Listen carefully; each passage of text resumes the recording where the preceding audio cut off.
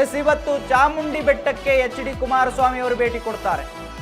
ಬೆಳಗ್ಗೆ 7:30ಕ್ಕೆ ತಾಯಿ ಚಾಮುಂಡೇಶ್ವರಿಗೆ ವಿಶೇಷ ಪೂಜೆಯನ್ನ ಸಲ್ಲಿಸಿದ್ದಾರೆ. ಎಚ್.ಡಿ. ಕುಮಾರಸ್ವಾಮಿ ಅವರು ಪಾದಯಾತ್ರೆಗೆ ಏನಿದೆ ಯಶಸ್ಸು ಸಿಗಲಿ ಅಂತ ಹೇಳಿ ಚಾಮುಂಡೇಶ್ವರಿ ತಾಯಿಗೆ ಪ್ರಾರ್ಥನೆಯನ್ನ ಮಾಡಿದ್ದಾರೆ. ಎಚ್.ಡಿ. ಕುಮಾರಸ್ವಾಮಿಗೆ ಸಾಥನ್ನ ನೀಡಿದ್ದಾರೆ ಜೆಡಿಎಸ್ ಶಾಸಕರು. ಎಸ್ ವೀಕ್ಷಕರೇ, ಬೆಳಗ್ಗೆ 7:00ಗೆ ಎಚ್.ಡಿ. ಕುಮಾರಸ್ವಾಮಿ ಅವರು ನಾಡದೇವತೆ ತಾಯಿ ಚಾಮುಂಡಿ ದರ್ಶನವನ್ನು ಪಡೆದುಕೊಂಡಿದ್ದಾರೆ.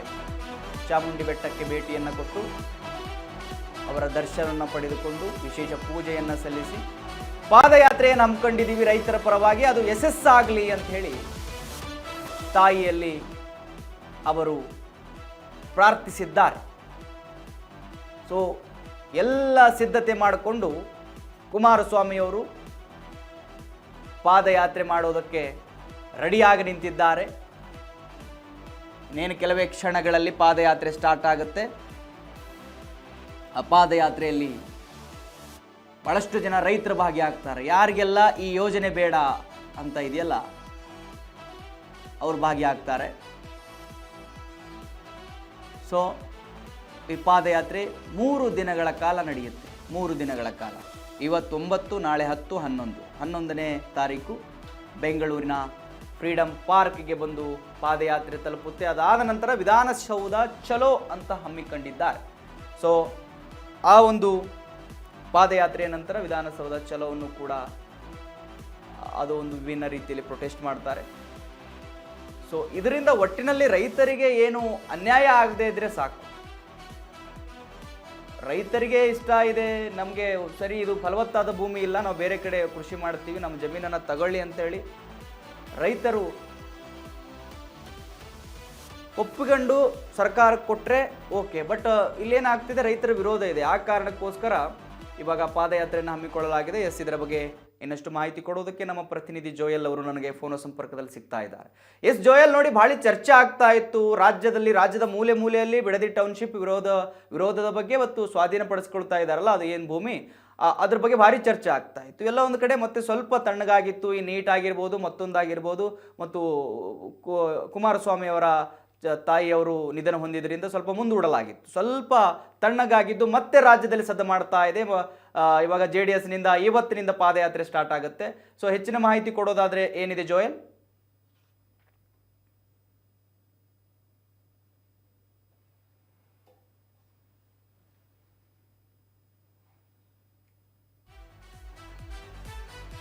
ಓಕೆ, ಸಂಪರ್ಕ ಕಡಿತಗೊಂಡಿದೆ.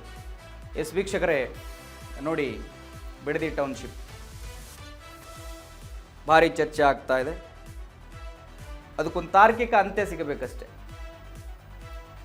ರೈತರಿಗೆ ಅನ್ಯಾಯ ಆಗದೇನೆ ಸರ್ಕಾರ ಏನು ಡೆವಲಪ್ಮೆಂಟ್ ಮಾಡೋಕೆ ಹೊರಟಿದೆಯೋ ಅದು ಆಗಲಿ. ಡೆವಲಪ್ಮೆಂಟ್ ಬೇಕು, ಹಾಗಂತೇಳಿ ಕೃಷಿ ಭೂಮಿ, ಫಲವತ್ತಾದ ಭೂಮಿ, ಬೆಳೆ ಬೆಳೆಯುವ ಭೂಮಿ ಇವೆಲ್ಲವನ್ನ ನಾಶ ಆಗುತ್ತೆ ಅಂತ ಅಂದರೆ ಅಲ್ಲ ಸ್ವಾಮಿ. ಡೆವಲಪ್ ಯಾವ ಜಾಗದಲ್ಲಿ ಬೇಕಾದರೂ ಮಾಡ್ಬೋದು, ಬಟ್ ಕೃಷಿ ಎಲ್ಲ ಜಾಗದಲ್ಲೂ ಮಾಡೋಕ್ಕಾಗಲ್ಲ. ಅದಕ್ಕೆ ಆದಂಥ ಫಲವತ್ತಾದ ಮಣ್ಣು ಬೇಕು.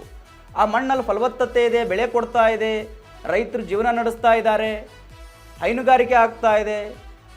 ಸಾವಿರಾರು ಲೀಟ್ರ್, ಲಕ್ಷಾಂತರ ಲೀಟ್ರ್ ಬಿಡದಿಯಿಂದ ಬೆಂಗಳೂರಿಗೆ ಹಾಲು ಬರುತ್ತೆ. ಆ ಎಲ್ಲ ರೈತರು ಎಲ್ಲಿ ಹೋಗಬೇಕು? ಅಲ್ಲಿ ರೈತರು ಸಣ್ಣ ರೈತರಿದ್ದಾರೆ, ದೊಡ್ಡ ರೈತರು ಯಾರೂ ಇಲ್ಲ. ಅಥವಾ 20 ಎಕರೆ 30 ಎಕರೆ ಒಬ್ಬರದೇ ದೊಡ್ಡ ಜಮೀನು ಅಂಥ ರೈತರು ಯಾರು ಇಲ್ಲ. ಅಲ್ಲಿ 1 ಎಕರೆ ಒಳಗೆ 20 ಗುಂಟೆ 30 ಗುಂಟೆ ಈ ಥರ ಹೊಂದಿದ ರೈತರು ಕೂಡ ಜಾಸ್ತಿ ಇದ್ದಾರೆ. ಅಲ್ಲಿ ನೀವು 20 ಗಂಟೆ 30 ಗಂಟೆಗೆ ಎಷ್ಟು ಕೊಡ್ತೀರಿ? 25ರಿಂದ 30 ಲಕ್ಷ ರೂಪಾಯಿ ಕೊಡ್ತೀರಿ. ಅದನ್ನು ತಗೊಂಡು ಎಲ್ಲೋ ಖರ್ಚು ಮಾಡಿಬಿಟ್ಟಂದ್ರೆ ಮುಗ್ದೇ ಹೋಯ್ತು. ಏನೂ ಮಾಡೋಕ್ಕಾಗಲ್ಲ. ಅದನ್ನು ತಗೊಂಡು ಇಲ್ಲೇನೋ ಬಂದು ಮಾಡಿಬಿಡ್ತೀವಿ, ಅದೇನೋ ಖರ್ಚಾಗೋಯ್ತು, ಅವ್ರ ಜೀವನ ಮುಂದಿಂದೇನು?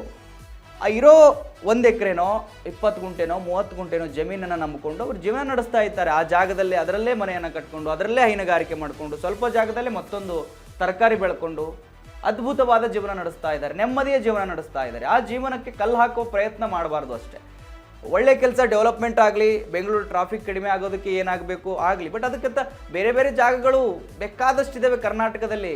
ಹೇಳ್ತಾ ಇದ್ದೀನಲ್ಲ, ಉತ್ತರ ಕರ್ನಾಟಕ ಭಾಗದಲ್ಲಂತೂ ಆ ಕಡೆನ ರೈತರು ಕರೀತಾ ಇದ್ದಾರೆ, ಬನ್ನಿ ನಮ್ಮ ಕಡೆ ಡೆವಲಪ್, ಎಷ್ಟು ಬೇಕು ನಿಮ್ಗೆ ಜಾಗ, ಬರಡು ಭೂಮಿ ನಾವು ಕೊಡ್ತೀವಿ, ಮಾಡಿ ಡೆವಲಪ್. ಈ ಥರದ್ದು ಬೆಂಗಳೂರಿನ ಪಕ್ಕನೇ ಬೇಕು. ಎಸ್, ಮತ್ತೆ ನನಗೆ ಜೋಯಲ್ ನಮ್ಮ ಪ್ರತಿನಿಧಿ ಫೋನ್ ಸಂಪರ್ಕದಲ್ಲಿ ಸಿಕ್ಕಿದ್ದಾರೆ. ಎಸ್ ಜೋಯಲ್, ಪ್ರತಿಭಟನೆಯನ್ನು ಅಂದರೆ ಪಾದಯಾತ್ರೆಯನ್ನು ಹಮ್ಮಿಕೊಂಡಿದ್ದಾರೆ. ಸೊ ಹೆಚ್ಚಿನ ಮಾಹಿತಿ ಕೊಡೋದಾದ್ರೆ ಏನಿದೆ Joel? Yes Madhav, Bidadi township ವಿಚಾರ ಇವತ್ತು 3 ದಿನಗಳ ಕಾಲ, ಇವತ್ತಿನಿಂದ 3 ದಿನಗಳ ಕಾಲ ಒಂದು ಪಾದಯಾತ್ರೆಯನ್ನ JDS ಹಮ್ಮಿಕೊಂಡಿರುವಂತದ್ದು. ಇದಕ್ಕೆ ಇವತ್ತು ಚಾಲನೆ ದೊರೆಯಲಿದೆ. ಬಿಡದಿ ಟೌನ್ಶಿಪ್ ಅನ್ನ ವಿರೋಧಿಸಿ ಇವತ್ತಿನಿಂದ 3 ದಿನಗಳ ಕಾಲ JDS ಏನ್ ಪಾದಯಾತ್ರೆಯನ್ನ ಕೈಗೊಳ್ಳಲಿದೆ. ಇದು ಬಿಡದಿಯ ಬೈರಮಂಗಲ ಸರ್ಕಲ್ ನಿಂದ ಆರಂಭ ಆಗುತ್ತೆ. ಆ ಒಂದು ಪಾಯಿಂಟ್ ನಿಂದ ಆರಂಭ ಆದ್ರೆ ಅಲ್ಲಿ ಇವತ್ತು ಕೇಂದ್ರ ಸಚಿವ ಕುಮಾರಸ್ವಾಮಿ ಅವರು ಏನು ಈ ಒಂದು ಬಿಡದಿ ಪಾದಯಾತ್ರೆಗೆ ಚಾಲನೆ ನೀಡಲಿದ್ದಾರೆ. ಆ ನಿಟ್ಟಿನಲ್ಲಿ ನೋಡೋದಾದ್ರೆ ಎಚ್ ಡಿ ಕುಮಾರಸ್ವಾಮಿ ಅವರ ಪುತ್ರ ಆಗಿರುವಂತಹ ನಿಖಿಲ್ ಕುಮಾರಸ್ವಾಮಿ ಅವರು JDS ಯುವ ಮೋರ್ಚಾದ ಅಧ್ಯಕ್ಷರಾಗಿರುವಂತವ್ರು. ಆ ನಿಟ್ಟಿನಲ್ಲಿ ನೋಡೋದ್ರೆ ನಿಖಿಲ್ ಕುಮಾರಸ್ವಾಮಿ ಅವರಿಗೆ ಈ ಒಂದು ಬಿಡದಿಯಿಂದ ಬೆಂಗಳೂರಿಗೆ ಬರುವಂತ ಪಾದಯಾತ್ರೆಯ ನೇತೃತ್ವವನ್ನ ವಹಿಸಿದ್ದಾರೆ. ಆ ನಿಟ್ಟಿನಲ್ಲಿ ಇವತ್ತಿನ ಪಾದಯಾತ್ರೆಯಲ್ಲಿ ಹಲವು JDS ಹಾಗೇನೆ ಬಿಜೆಪಿ ನಾಯಕರುಗಳು ಕೂಡ ಭಾಗಿಯಾಗಲಿದ್ದಾರೆ. ಅಂದ್ರೆ ಸಾಂಕೇತಿಕವಾಗಿ ನಿನ್ನೆ ಬಿಜೆಪಿ ಕೂಡ ಈ ಒಂದು ಪಾದಯಾತ್ರೆಗೆ ಒಂದು ಬೆಂಬಲವನ್ನ ವ್ಯಕ್ತಪಡಿಸಿರುವಂತದ್ದು. ಇವತ್ತು 9 ಗಂಟೆಗೆ ಬೈರಮಂಗಲದಿಂದ ಈ ಒಂದು ಪಾದಯಾತ್ರೆ ಆರಂಭ ಆಗುತ್ತೆ. ವಿಪಕ್ಷ ನಾಯಕರಾಗಿರುವಂತಹ ಅಶೋಕ್ ಹಾಗೇನೆ ಚಲುವಾದಿ ನಾರಾಯಣ ಸ್ವಾಮಿ ಅವರು ಕೂಡ ಈ ಒಂದು ಪಾದಯಾತ್ರೆಯಲ್ಲಿ ಭಾಗಿಯಾಗಲಿದ್ದಾರೆ. ಆ ಭಾಗದ ಬಿಡದಿ ಹಾಗೇನೆ ಬೈರಮಂಗಲ ಭಾಗದ ರೈತರುಗಳು ಈ ಒಂದು ಪಾದಯಾತ್ರೆಯಲ್ಲಿ ಭಾಗಿಯಾಗಲಿದ್ದಾರೆ. ಹೆಚ್ಚು ಕಡಿಮೆ ಪ್ರತಿದಿನ ಅಂದ್ರೆ 3 ದಿನಗಳ ಕಾಲ ನಡೆಯುವಂತ ಈ ಒಂದು ಪಾದಯಾತ್ರೆಯಲ್ಲಿ ಪ್ರತಿದಿನ 5 ರಿಂದ 6 ಸಾವಿರ ರೈತರುಗಳು, ಆ ಭಾಗದ ರೈತರುಗಳು ಭಾಗಿಯಾಗುವಂತ ಸಾಧ್ಯತೆಗಳು ಇದೆ. ಆ ನಿಟ್ಟಿನಲ್ಲಿ ಎಲ್ಲಾ ಸಿದ್ಧತೆಗಳನ್ನು ಕೂಡ ಈಗಾಗಲೇ ಮಾಡಿಕೊಳ್ಳಲಾಗಿದೆ. ಹೀಗಾಗಿ ಇವತ್ತಿನಿಂದ ಈ ಒಂದು ಪಾದಯಾತ್ರೆ ನಡೆಯುತ್ತೆ. ಈ ಒಂದು ಪಾದಯಾತ್ರೆಯ ಮೂಲಕ ರಾಜ್ಯ ಸರ್ಕಾರಕ್ಕೆ ಒಂದು ಬಿಸಿ ಮುಟ್ಟಿಸುವಂತ ಯತ್ನಕ್ಕೆ ಇಲ್ಲಿ JDS ಕೈ ಹಾಕಿರುವಂತದ್ದು. ಬಹುನಿರೀಕ್ಷಿತ ಬಿಡದಿ ಟೌನ್ಶಿಪ್ ಅನ್ನುವಂತ ಯೋಜನೆಯನ್ನ ಅವರು ಯಾವುದೇ ಕಾರಣಕ್ಕೂ ಕೂಡ ಕೈ ಬಿಡಬೇಕು. ಈ ಒಂದು ಯೋಜನೆಯಿಂದ ರೈತರಿಗೆ ಮಾರಕ ಆಗುತ್ತೆ.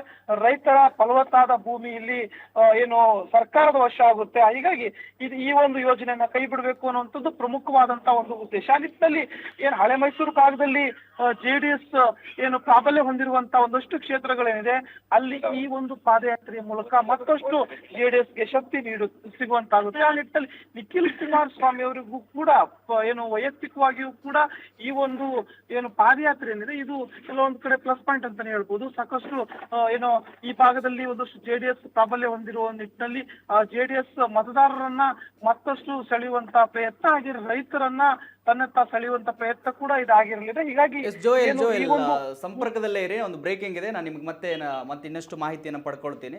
ವೀಕ್ಷಕರ, ಬಿಡದಿ ಟೌನ್ಶಿಪ್ ಯೋಜನೆ ವಿರೋಧಿಸಿ JDS ಪಾದಯಾತ್ರೆಯನ್ನು ಹಮ್ಮಿಕೊಂಡಿದೆ. ಯಾವ್ಯಾವ ರೂಟಲ್ಲಿ ಬರುತ್ತೆ ಪಾದಯಾತ್ರೆ ಅನ್ನೋದು ಕೂಡ ಬಹಳ ಮುಖ್ಯ ಆಗುತ್ತೆ. ಯಾವ ಕಡೆಯಿಂದ ಪಾದಯಾತ್ರೆ ಸಾಗುತ್ತೆ